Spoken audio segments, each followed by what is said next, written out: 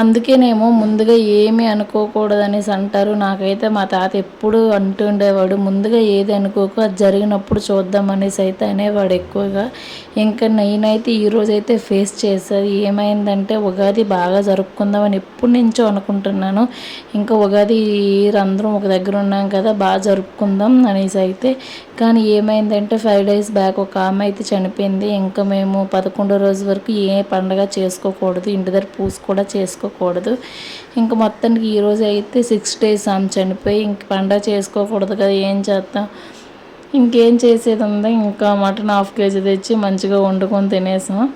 ఇంక మీ ఉగాది ఏం చేశారు కామెంట్ చేయండి. అవును, మర్చిపోయాను, అందరికీ హ్యాపీ ఉగాది. ఏదో ఎమోషన్ అయిపోయి ఇంక ఉగాది హ్యాపీ ఉగాది చెప్పడం అయితే మర్చిపోయాను మొత్తానికి. సరే కానీ మీరైతే ఈ ఉగాదికి ఏమేమి ఐటమ్స్ చేశారో కామెంట్ చేయండి. నేనైతే మటన్ అండ్ వైట్ రైస్ చేశాను అంతే, మార్నింగ్ టిఫిన్ చేశాను. ఇంక మొత్తానికి అయితే తినేసా, మా ఉగాది అయితే అయిపోయింది.